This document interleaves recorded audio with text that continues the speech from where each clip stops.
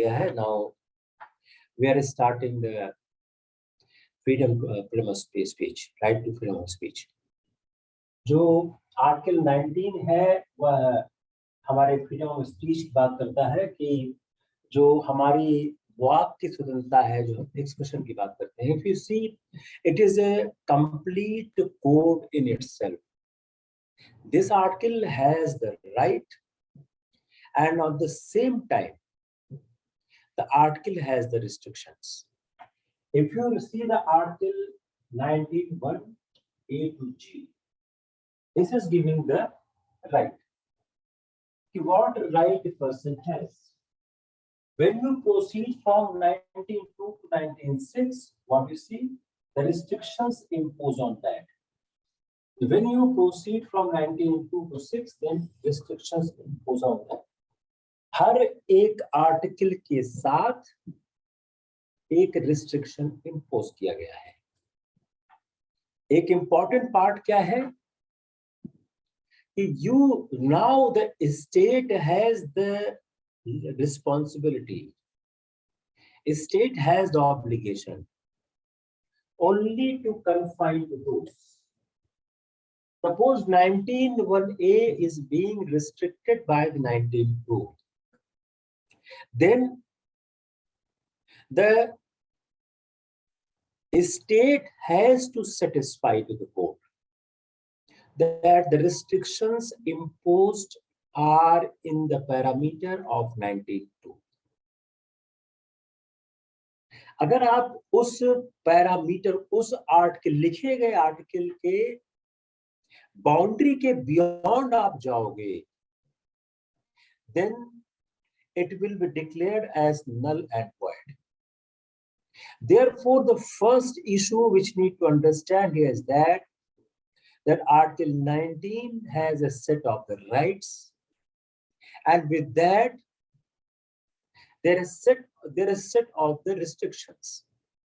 But those restrictions are absolute. The state has to satisfy to the court that restriction imposed by the state is coming under Article 19(2) or 93 or 94 or 95, 96, wherever it may be. There is the first point we need to understand.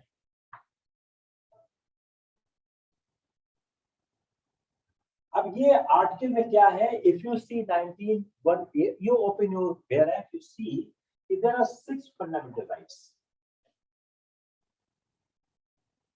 दूसरा शब्द क्या है? Available only to the citizens. Therefore, non-citizens cannot claim it. जो limitation दी गई है, limitation क्या है? Expressly imposed by the article itself. जो लिमिटेशन है ये आर्टिकल के द्वारा ही इंपोज की गई है। राइट क्या है? Speech, assembly, for association, freedom to movement, freedom to reside, settle. अब यहां से भी फ्री का सवाल हो सकता है। आर्टिकल 19 में जो फ्रीडम दी गई है, प्रोवाइड की गई है, वह फ्रीडम कौन सी है? स्पीच की है, असेंबली की है, एसोसिएशन फॉर्म करने की है, कंट्री में मूवमेंट की है, कंट्री में रिसाइड करने की है, प्रोफेशन की है, फेथ की है, ऑक्यूपेशन। यह क्यों दिए गए हैं? अगला सवाल जो होना चाहिए, यह सिटीजन का जो ग्रोथ है उसके लिए है, और यह एक नेचुरल राइट है। यह व्यक्ति का एक प्राकृतिक नैसर्गिक अधिकार है, और यह एक डेमोक्रेटिक स्टेट को बनाने के लिए, if you want to create a democratic state, for the formation of the democratic state, these rights are necessary. And if you read preamble, you find these rights are enshrined in the Constitution. लेकिन ये right absolute नहीं है. Every right has some issue to be, some issue need to be debated. कोई भी right absolute नहीं है. इसलिए absolute liberty नहीं। हम कोई एब्सोल्यूट लिबर्टी का लाइसेंस किसी सिटीजन को नहीं दे सकते हैं। In political theory, the liberty is a negative as well as a positive. Liberty negative भी है और लिबर्टी पॉजिटिव भी है। अब जो निगेटिव लिबर्टी है ये वो डिफाइन कैसे होती है? Define and defend an area in individual would be inviolable. जहां पर इंडिविजुअल इनवॉल्वेबल है वह निगेटिव लिबर्टी है। Now see the negative liberty and positive liberty.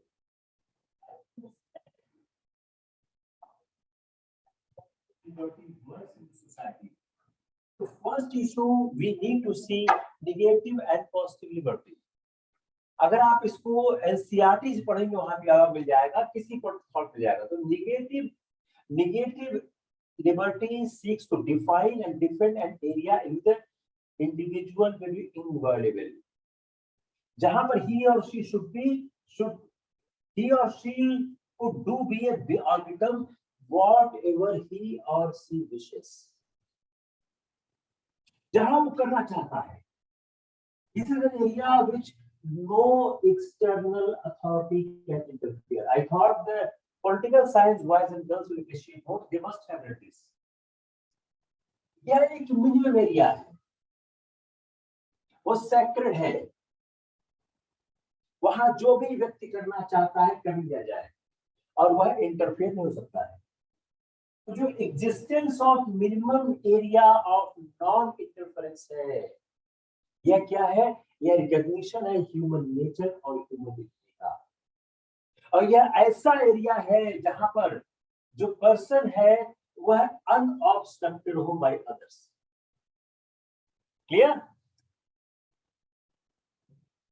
Political science aspirants, tell me, any issue here?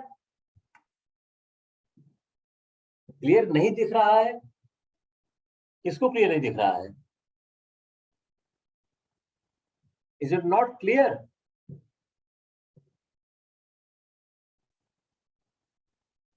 The board is not clear.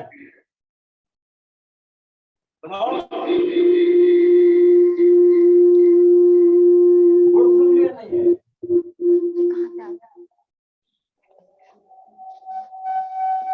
वहां से करो, mic off करो। Mic या तो आप ही बोलो या हम ही बोल लें, तो आप नहीं बोल सकते हैं।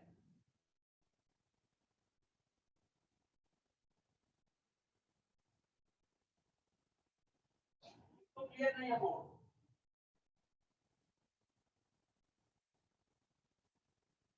बोर्ड एक क्लैरिटी नहीं है। निगेटिव लिबर्टी क्या है? वो क्या डिफाइन करती है कि एक एरिया ऐसा है जिसमें हस्तक्षेप न हो, जिसमें व्यक्ति जो करना चाहे कर दे। इस एरिया में कोई एक्सटर्नल अथॉरिटी इंटरफियर न करे। यह एक मिनिमम एरिया है जहां पे इंडिविजुअल के राइट में इंटरफेरेंस नहीं होना चाहिए। तो जो existence of minimum area of non-interference is the recognition that human nature and human dignity need an area, जहां पर जो पर्सन है वह काम कर सके अनऑब्स्ट्रक्टेड।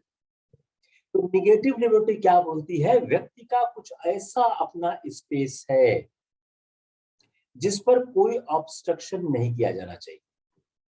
वह व्यक्ति का अपना पर्सनल स्पेस है। अब यह एरिया कितना बड़ा हो, जो ये निगेटिव लिबर्टी का एरिया है, यह एरिया कितना बड़ा हो, इसमें क्या क्या मैटर हो, क्या क्या सब्सटेंस हो, यह डिस्कशन में लाया जा सकता है। और यह मैटर हमेशा डिबेट में होगा, क्योंकि यह एरिया जितना ही बड़ा होगा नॉन इंटरफेरेंस उतना ही कम होगा।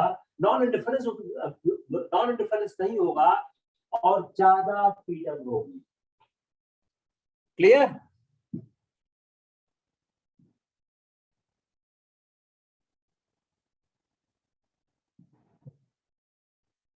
Clear not clear?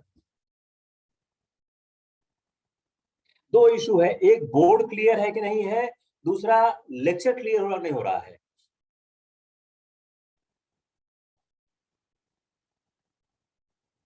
I hope the political science boys and girls must be knowing this concept.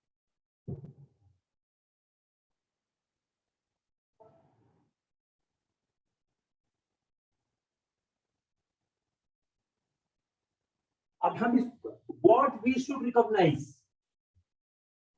negative liberty tradition. ये आर्गू क्या करता है?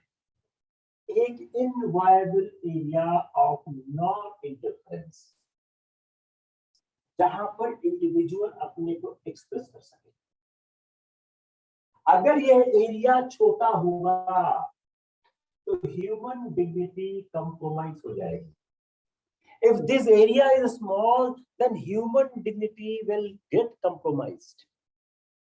Therefore, for the human dignity, this area need to be much unobstructed.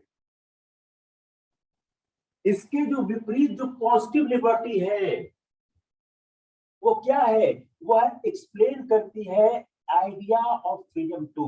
तो positive liberty discussion है, इसका एक long tradition है। इसको हम Rousseau, Hegel, Marx, Gandhi, Arvind, किसी इन सबके थॉट में देख सकते हैं।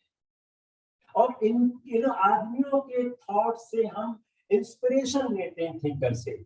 और ये क्या बोलती है?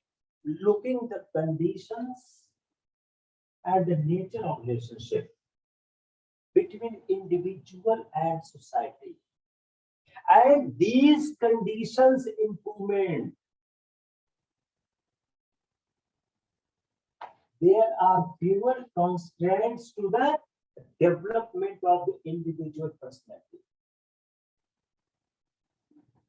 जो इंडिविजुअल को अपनी कैपेबिलिटी को डेवलप करने के लिए उसको पॉजिटिव कंडीशंस प्राप्त होनी चाहिए, material, political and social domain.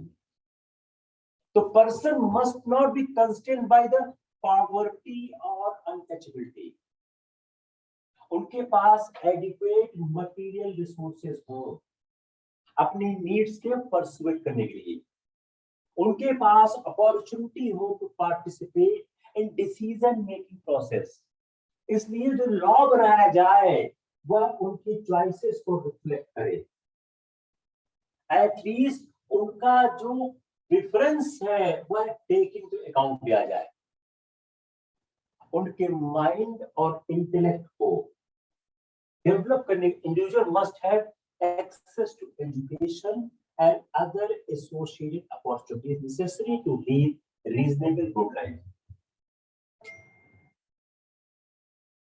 तो जो पॉजिटिव लिबर्टी है वो रिकॉग्नाइज क्या करती है? One can be free only in society, hence tries to make the society such that it enables the development of the individual, whereas negative liberties only comes with the inviolable area. Just try to understand this. आप इसको फिर से देखिए, again see carefully this. कि जो argument है positive liberty को लेकर वह क्या बोलता है, उसकी आइडिया ऑफ फ्रीडम क्या बोलती है? कि जो पॉजिटिव लिबर्टी का डिस्कशन है, इसका ट्रेडिशन है। अगर आप रूसो को पढ़े, हेगल को पढ़े, मार्क्स को पढ़े, गांधी को पढ़े, अरविंद को पढ़े, they are speaking about the positive liberty. What they want to say, वो कहना उनके जो हम थॉट प्रोसेस से इंस्पिरेशन लेते हो, कहना क्या चाहते हैं? ऐसी हम कंडीशंस बनावे, कंडीशंस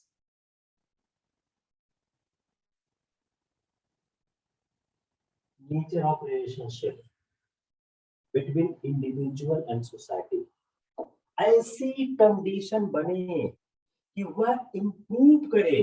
कॉन्स्टेंट्स वह क्या है? अनटचेबिलिटी कॉन्स्टेंट है, एजुकेशन न होना कॉन्स्टेंट है, प्रॉपर अपॉर्चुनिटी न मिलना कॉन्स्टेंट है, धर्म के आधार पर विभेद करना कॉन्स्टेंट है, अगर यह सारे तत्व मौजूद हैं, then where is liberty? Then what state should do? State in constants को कम करने का कार्य करे। जब स्टेट इन कॉन्स्टेंट्स को कम करेगा तब इंडिविजुअल का विकास होगा, इंडिविजुअल की कैपेबिलिटी बढ़ेगी और वह पॉजिटिव एटमॉस्फेयर क्रिएट होगा जो मटेरियल होगा पॉलिटिकल एंड सोशल डोमेन में। तो जो पर्सन है वह किस कॉन्स्टेंट ना हो, poverty, unemployment, the lack of adequate resources, इसकी जरूरत नहीं होनी चाहिए। तो ऐसी अपॉर्चुनिटी राज्य पैदा करे कि डिसीजन मेकिंग प्रोसेस में व्यक्तियों का योगदान हो। People may have the role in the decision making process. और वह रोल कब होगा? किसी आप ऐसे आदमी को डिसीजन मेकिंग प्रोसेस में डाल दे जिसके पास एजुकेशन नहीं है, लिटरेसी नहीं है, अवेयरनेस नहीं है, then you are not taking him into the decision making process because you are knowing that due to these constants he cannot be the part of proper decision process. Therefore education and the social opportunities need to be given. Then you are able to give the liberty for a reasonable good life. You need to give the resources and possibility. Hope it's clear? Or still problem? Clear or still problem?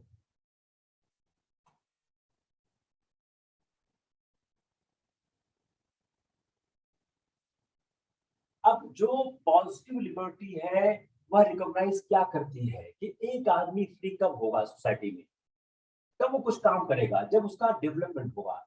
Negative और positive liberty में फर्क क्या है? Negative liberty सिर्फ बात करती है उस एरिया को जो इनवायबल है और नॉन इंटरफेरेंस का है, वह बात नहीं करती है सोसाइटी के कंडीशंस की। तो negative liberty would like to expand this minimum area.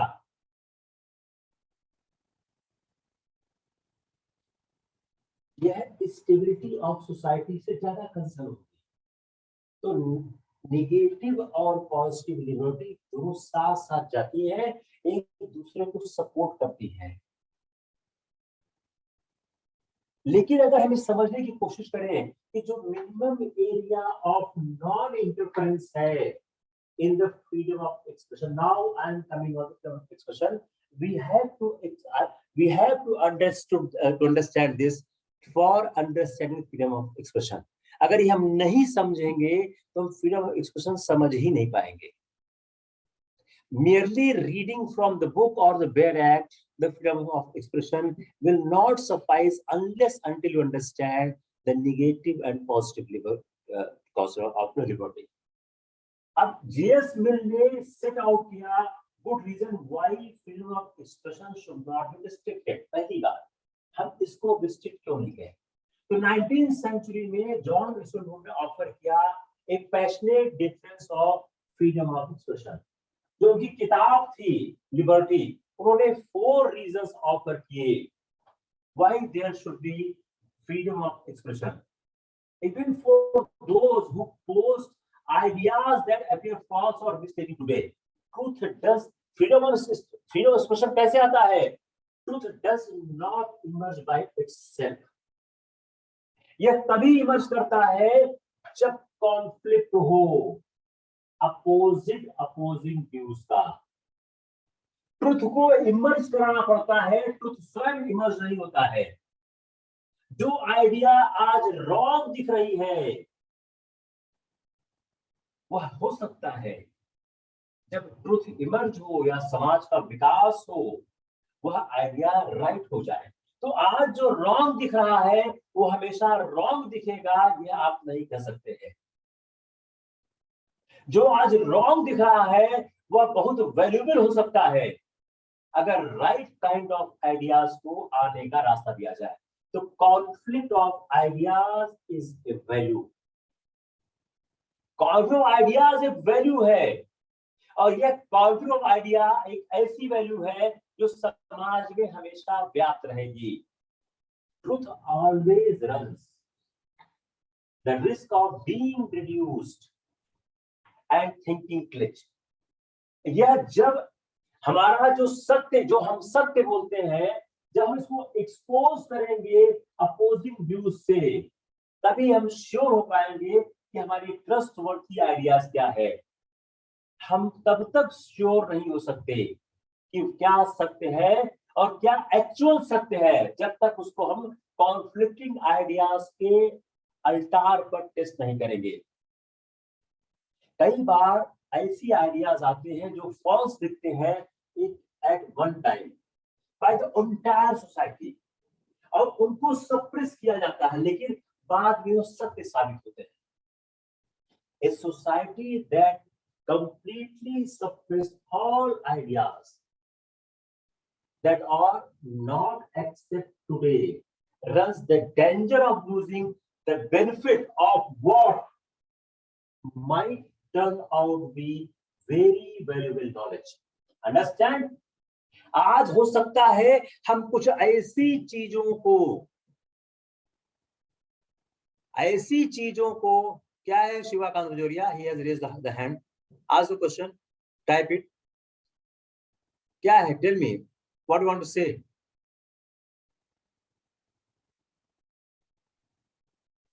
Write down the question. I will read it. Write down. Shivakant, write down.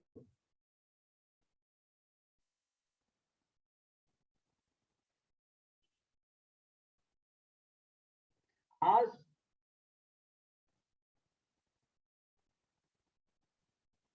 Mr. Rajauria, don't raise hand again. Please type it. जो आज हमको लग रहा है कि वह गलत है, अगर हम उसको सप्रेस कर दें, अगर किसी आइडियाज को आज सप्रेस कर देंगे, तो हो सकता है हम इस बात से समाज को विलीन कर दें, समाज को बेनिफिट न प्राप्त हो, शायद कभी बहुत वैल्यूएबल नॉलेज हो। तो freedom embodies in our capacity and our ability to make choices. तो क्या है पहली बात फ्रीडम की, क्या है? वह हमको चॉइसेस के बीच की का चांस देता है, कैपेसिटी देता है। जब हम चॉइसेस बनाते हैं तो हमारी रिस्पॉन्सिबिलिटी क्या है? Actions and their consequences. When we make choices, we have also to accept the responsibility of actions and consequences. तो जो वर्ड फ्रीडम है आर्टिकल 19 में means absence of control by the state. जो भी मैटर स्पेसिफाइड है 19(1) में, citizen has the liberty to choose, subject only to restriction in 19(2) to 19(6). Word freedom 91 में क्या है? Absence of control by the state. After understanding the word liberty and the why it is important for the freedom of expression, now I am proceeding on the freedom of expression in our constitution, where Article 19 has clearly said that state should not have any control, absence of control by the state. But from 19(2) to 19(6), there are restrictions imposed. जो various instructions, जो various हमारे ऊपर लगाए गए हैं restrictions, उसका purpose है। तो जो हमारा फ्रीडम है वह किस लिए है और रिस्ट्रिक्शंस किस लिए है? जो वेरियस फ्रीडम दिए गए हैं वह न केवल सर्टेन बेसिक राइट्स के लिए है, बल्कि ये डेमोक्रेटिक वैल्यूज के लिए है, ये वननेस के लिए है, यूनिटी के लिए है। तो एक सवाल ये भी आ गया आपके इंटरप्रिटेशन पार्ट का कि जो हमारा राइट टू फ्रीडम है, वह राइट टू फ्रीडम किस लिए है? तो क्या क्या शब्द आपके पास आ गए? शब्द क्या क्या आ गए आपके पास?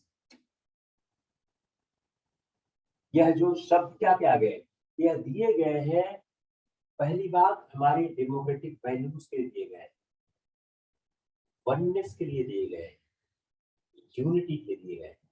अब आप जरा दिमाग लगाइए, just think, if I remove the article 19(1) from the constitution, then we are able to protect these three concepts. Now travel towards the mains. You see the prelims mains together, although I believe there is no prelims exam left. The prelims exam is as good as the mains examination. They ask a lot of analytical questions. Unless until you're very clear on your head, you cannot solve it. इसलिए जो हमको समझने की कोशिश क्या करनी है, we need to understand जो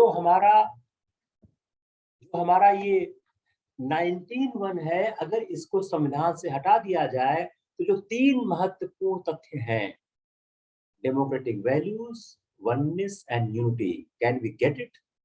जस्ट थिंक ऑन इट।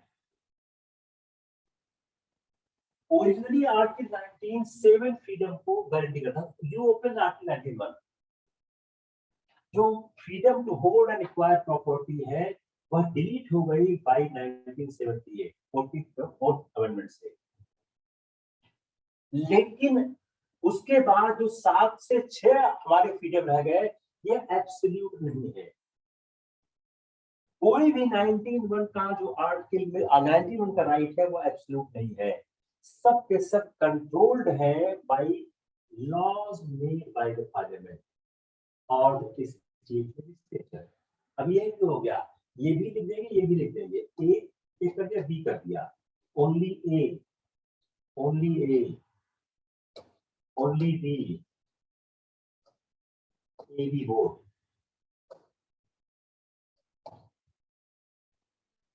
तो लिख दिया।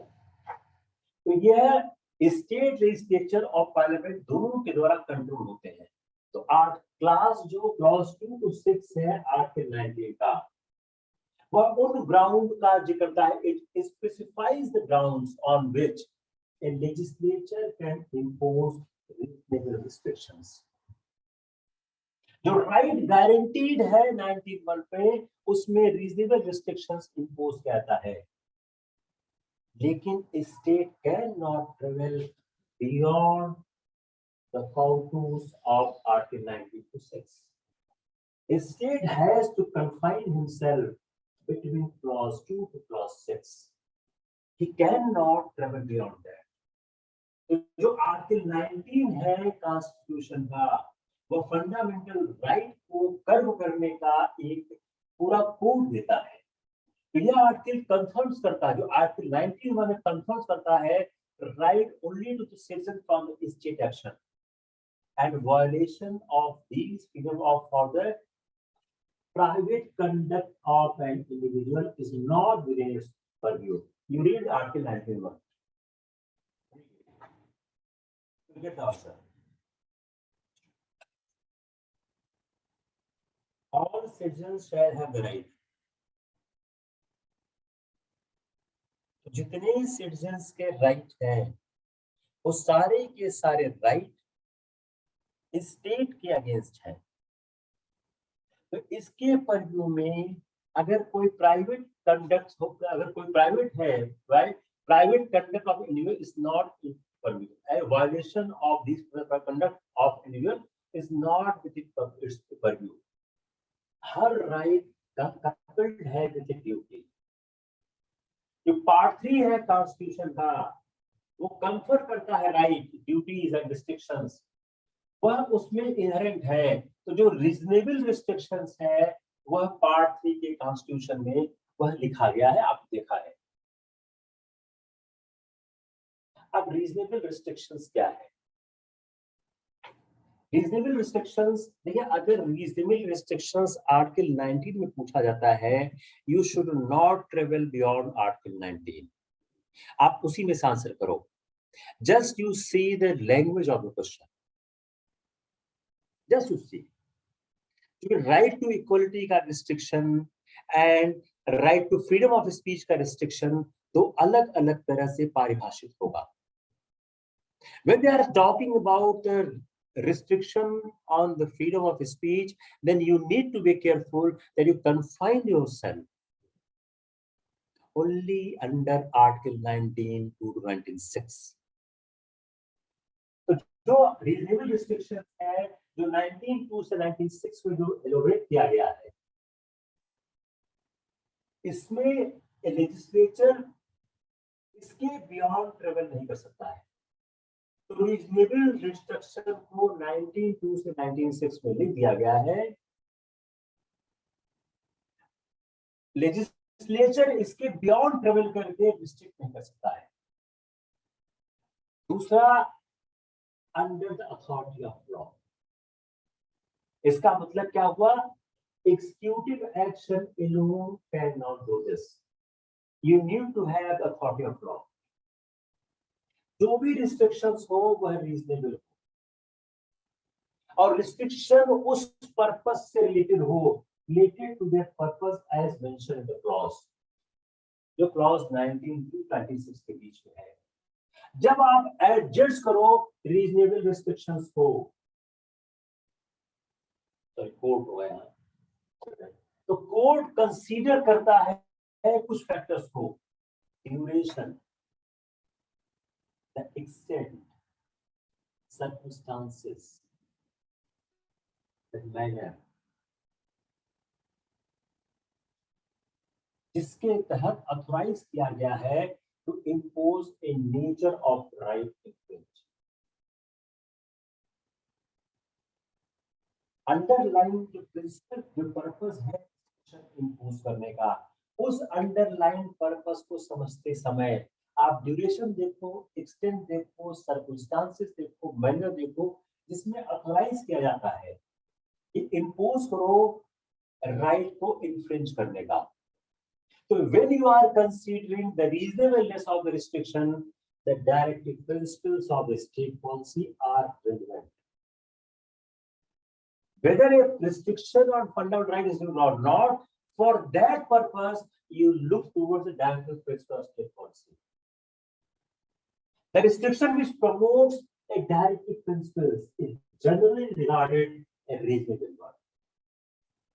5 के सुप्रीम कोर्ट ने एक गाइडलाइन इशू की है टू कंसीडर कि जब हम कॉन्स्टिट्यूशनलिटी आप एक्सरसाइज करो, इस रिस्ट्रिक्शन को इंपोज करने के लिए 19(1) to G में क्या क्या हो।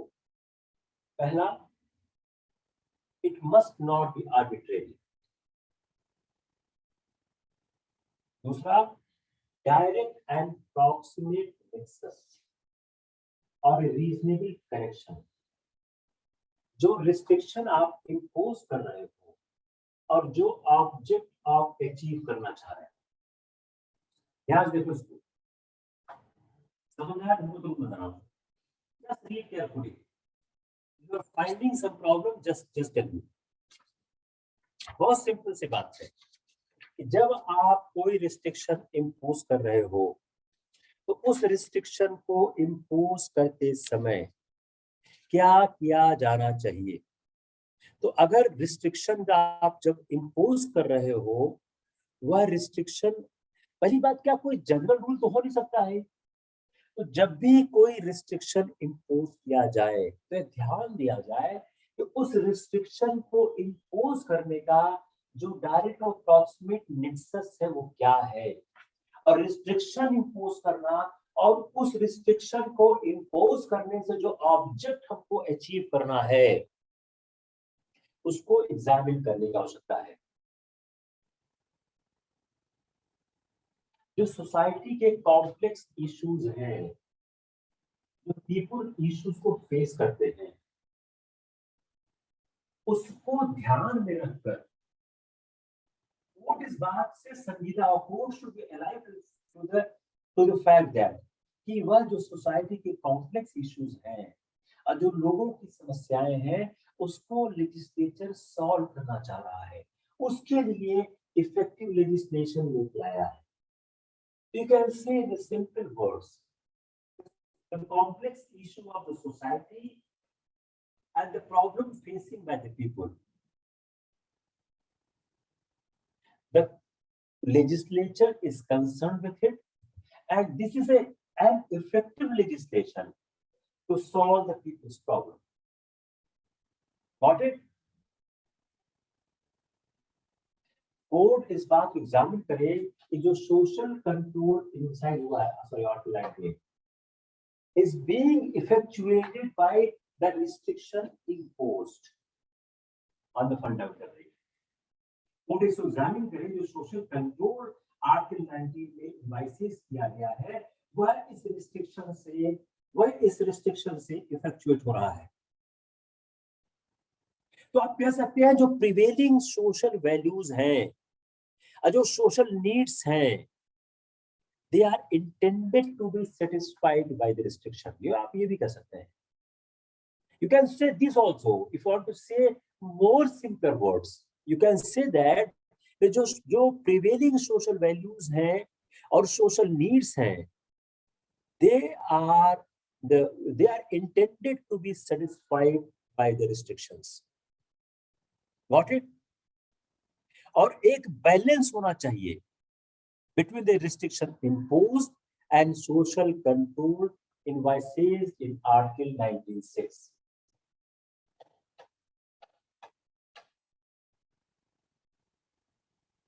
जो रीजनेबलनेस है ये प्रोसीजरल और सब्सटेंटिव दोनों एस्पेक्ट एग्जामिन होगा। Judging the reasonableness imposed under Article 96, court इस बात को ध्यान रखे कि डायरेक्टिव प्रिंसिपल स्टेट पॉलिसी क्या चाहती है। जो भी डायरेक्टिव प्रिंसिपल्स को प्रमोट कर रहा है वह एक रीजनेबल रिस्ट्रिक्शन है, जो कि वह एक पब्लिक इंटरेस्ट में है।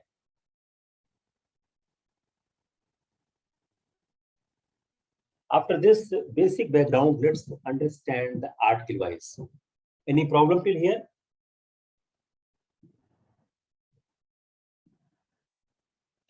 Direct and proximate nexus, इसको कैसे डिफाइन बताओ कोई? Anyone try to explain those issues? Direct and proximate nexus, सीधा और नजदीकी का संबंध, सीधा और नजदीकी का संबंध। ऋचा झा, क्या समझ नहीं आया? Richa, tell me what's problem? Poonam Yadav को समझ नहीं आया? अविनाश को समझ नहीं आया?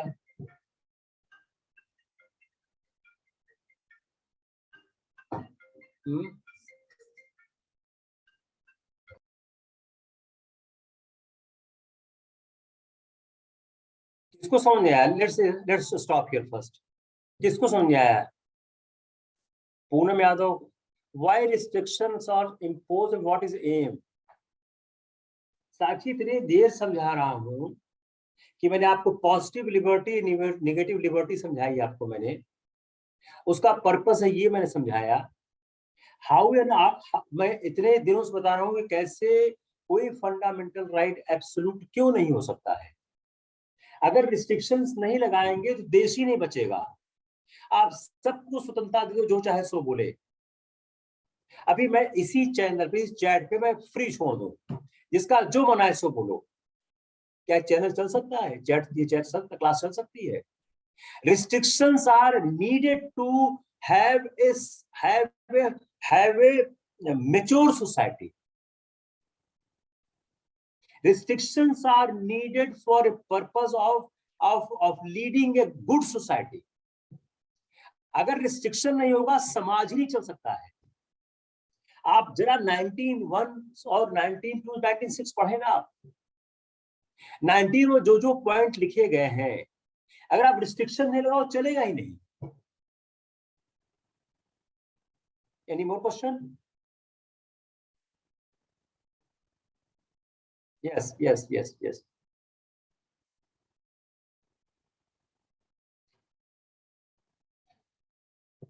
मेरे ख्याल से काफी हैवी हो गया है, बंद कर दिया आज, because the response I am seeing it needs time to explain.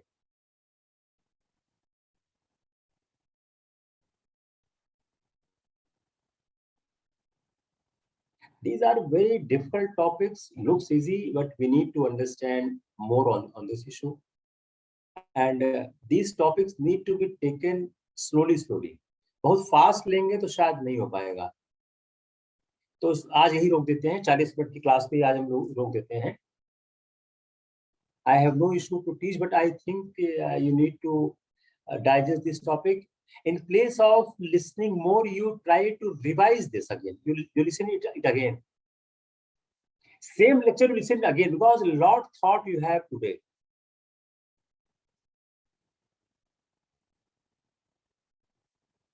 शायद कल और परसों क्लास नहीं चलेगी, बंद कर दो ऋतिक।